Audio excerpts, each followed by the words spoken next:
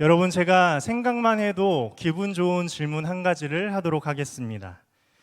만약 여러분은 인생에서 가장 중요한 기회를 한 가지 선택할 수 있다면 과연 여러분은 어떤 기회를 선택하시겠습니까? 지금 막 생각하고 계시죠? 나에게 어떤 기회가 오면 좋을까? 무엇을 선택하면은 과연 내 삶에 있어서 가장 귀한 전환이 일어날까라는 여러 가지 기회를 생각하고 계실 것으로 생각이 됩니다. 어떤 이는 좋은 배우자와 좋은 직장을 얻을 기회라고 말할 수 있고, 또 어떤 이는 건강 회복을 위해서 좋은 의사와 좋은 약을 만나는 기회를 얻기를 바랄 수 있습니다. 또 어떤 이는 이렇게 생각할 수도 있을 것 같아요. 곧 이루어질 재개발 지역을 내가 먼저 선점하고, 또 내가 산 주식이 갑자기 급등할 수 있는 그 기회를 내가 잡는 것을 원합니다. 이런 기회가 가득하다면 너무나 좋겠죠? 이처럼 사람마다 원하는 기회의 모습은 다르지만 우리는 누구나 세상적 기회를 붙잡고 싶어 하고 그 기회를 통해서 우리의 삶이 달라지기를 원하고 있습니다. 그래서 많은 사람들은 언제 찾아올지 모르는 이러한 기회와 바로 그 순간을 기다리며 준비하려고 애쓰고 있는 것이 사실입니다. 그러나 문제는 정작 그 기회가 우리 앞에 찾아왔을 때 우리가 준비되어 있지 않아서 그것을 붙잡지 못하는 경우도 있고요. 또 열심히 준비는 했지만 나에게 찾아온 기회가 내 기회인지 모르고 그냥 흘려보내는 경우도 있습니다. 또는 나에게 좋은 기회라고 생각해서 내가 그 기회를 붙잡고 선택을 했는데 그 기회를 잡고 보니 부정적인 결과를 초래하는 일들도 많이 있습니다. 이처럼 세상의 기회는 불확실하고 결과 또한 보장되어 있지 않습니다. 그럼에도 우리는 우리 인생을 변화시킬 세상적 절호의 기회를 준비하고 또 기다리고 있는 것이 사실입니다. 그런데 저와 여러분에게 이와 같은 인생을 변화시킬 놀라운 기회가 있었는데 혹시 그 기회가 어떤 기회인지 아십니까? 바로 죄 사함을 받고 구원을 얻은 기회, 예수 그리스도를 만난 그 기회입니다. 이 기회를 통해서 우리의 힘과 노력으로 결코 해결할 수 없었던 죄를 용서받았고 영원한 생명을 얻었으며 하나님의 자녀로 살아갈 수 있는 구원의 은혜를 얻게 된 것입니다. 중요한 것은 이 기회는 세상의 기회와 다르게 내 노력과 나의 힘으로 얻을 수 있는 것이 아니라는 것입니다. 예수님께서 친히 우리에게 찾아와 주셨고 예수님께서 구원의 은혜를 베풀어 주셨기 때문에 우리는 모두 그 은혜를 누릴 수 있었습니다. 그렇기에 우리는 그저 은혜로 주어진 이 구원의 기회를 믿음으로 받아들이고 결단하여 선택했을 뿐입니다. 이것이 바로 우리 인생의 가장 중요한 기회요, 구원의 고백인 줄 믿습니다. 오늘 우리가 함께 묵상한 말씀도 한 병자에게 찾아가셔서 치유의 기회를 주신 예수님의 이야기인데요. 예수님은 유대인의 명절에 예루살렘으로 가셨습니다.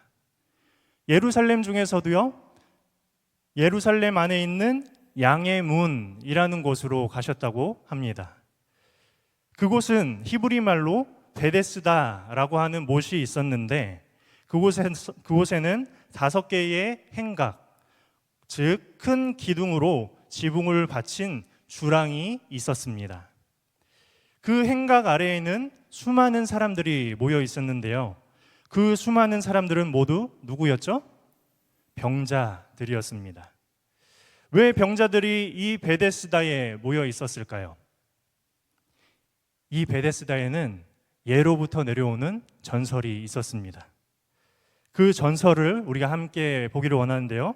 우리 다 함께 3절에서 4절 말씀 함께 보도록 하겠습니다. 함께 읽겠습니다. 그 안에는 많은 병자, 맹인, 다리 저는 사람, 혈기 많은 사람들이 누워 물의 움직임을 기다리니 이는 천사가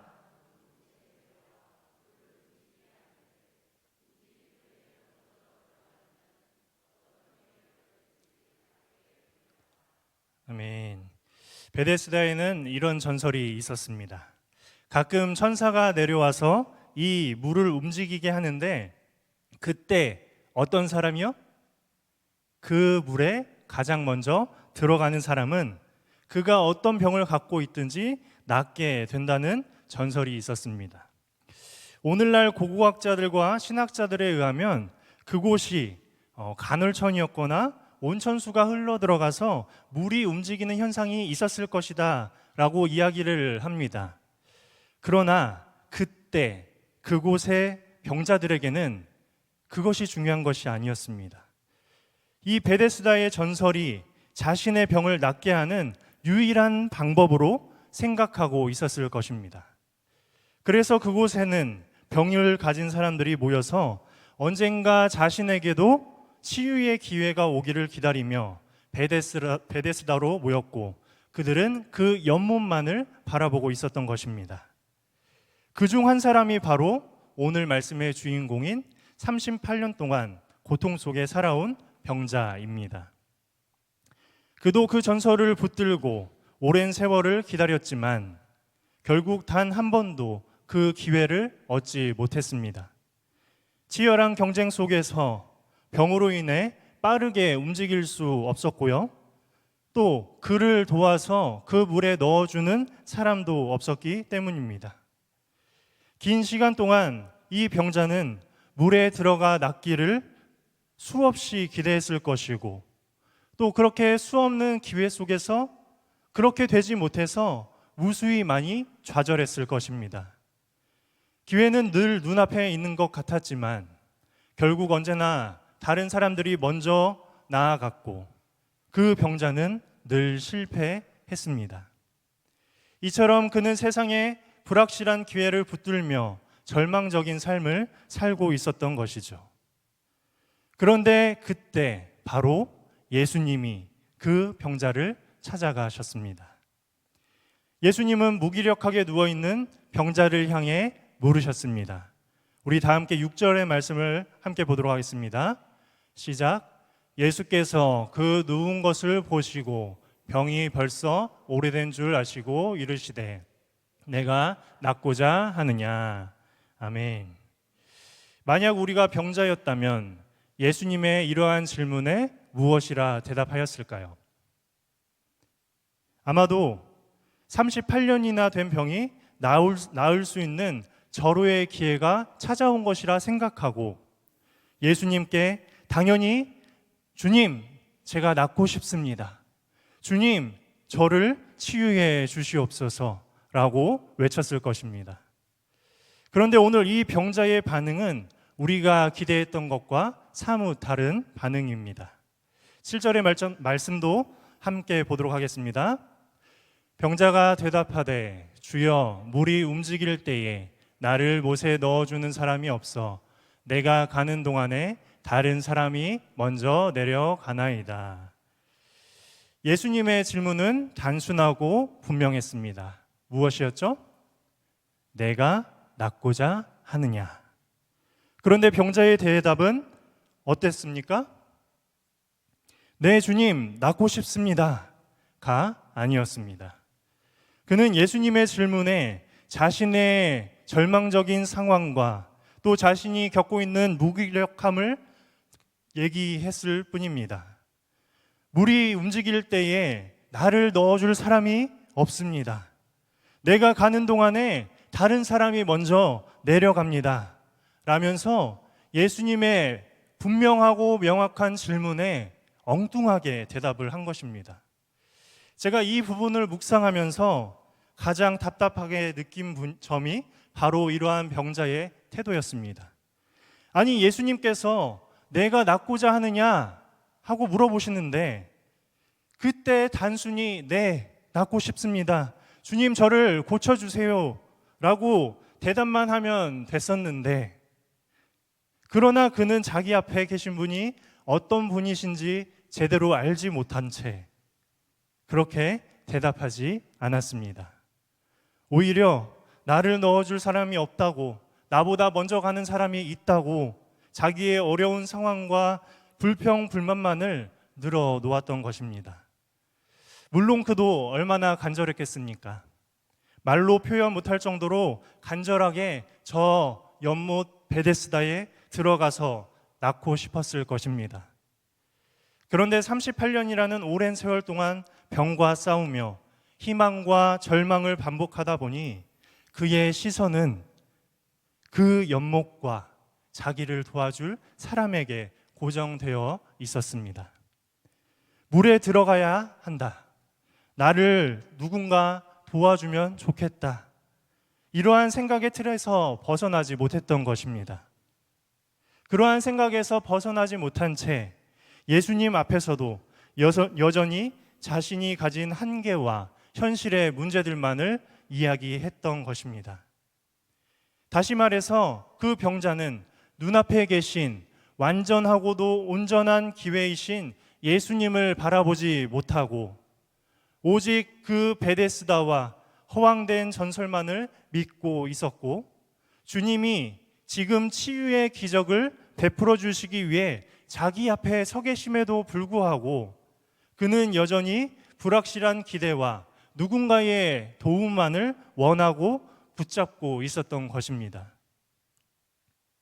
그런데 제가 이 말씀을 묵상하면서 어느 순간 이 병자에게 느낀 답답함이 주님이 나를 보시는 마음이지 않을까라는 반성을 하게 되었습니다. 사실 이 병자의 모습도 오늘 우리의 신앙의 모습과 별반 다르지 않는 것 같습니다. 예수님께서는 매 순간 우리와 함께 하시며 이미 우리 삶 가운데 치유와 회복의 길을 열어주셨습니다. 그러나 우리도 우리 앞에 놓여 있는 수많은 문제 앞에서 주님의 이러한 음성에 주님만이 유일한 방법입니다. 주님께 모든 것을 맡깁니다. 라고 고백하기보다 아니요, 주님, 나를 도와줄 사람이 없습니다. 내가 조건이 갖추어져 있지 않습니다. 나의 환경이 말이 되지 않습니다. 라면서 현실의 한계와 불평, 불만을 털어놓을 때가 많이 있습니다.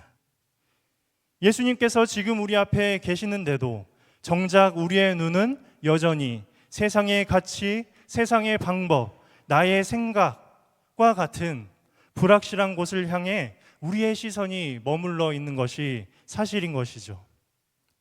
그러나 예수님께서는 지금도 우리에게 말씀하고 계십니다. 내가 낫고자 하느냐? 이 질문은 단순히 우리의 병이나 문제 해결을 넘어서서 우리의 시선이, 우리의 마음이, 우리의 믿음이 세상의 것에서부터 주님께로 나아가게 하는 주님의, 예수님의 능력의 말씀인 줄 믿습니다. 그렇기 때문에 우리가 붙잡아야 할 것은 그동안 의지했었던 세상의 베데스다가 아니라 오직 예수님이고, 사람의 도움이나 세상의 조건이 아니라 예수님의 능력인 줄 믿습니다.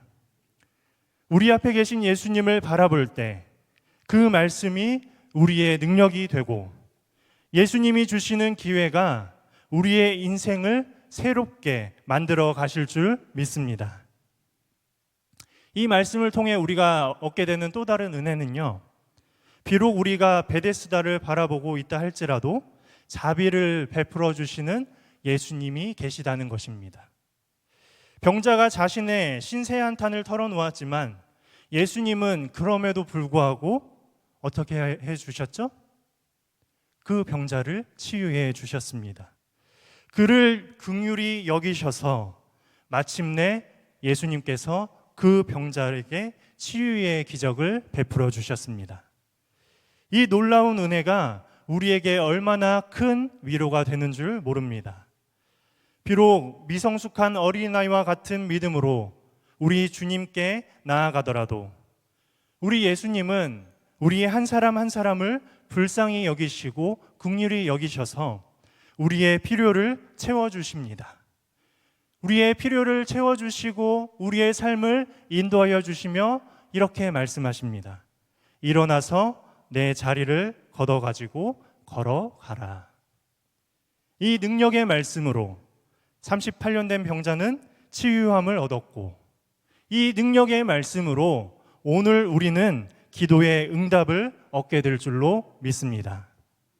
사랑하는 성도 여러분, 우리는 오늘 각자의 문제와 어려움, 또 우리의 기도 제목을 가지고 이 자리에 주님을 만나기 위해 나와왔습니다.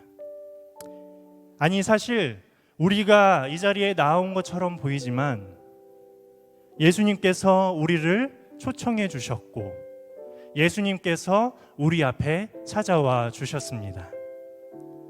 바라기는 우리 앞에 계신 전능하신 예수님께, 그 예수님께서 우리의 모든 기도 제목을 아시고 우리에게 물으십니다. 내가 낫고자 하느냐?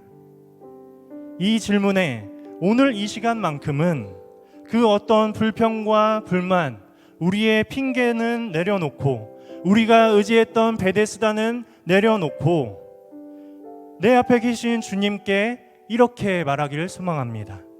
네, 주님, 나의 문제를 해결해 주시고 응답해 주실 분은 주님뿐이십니다. 내가 주님을 믿고 의지하며 나아갑니다. 이러한 믿음의 고백으로 오늘 기도의 자리로 나아가시길 주님의 이름으로 축복합니다. 아멘.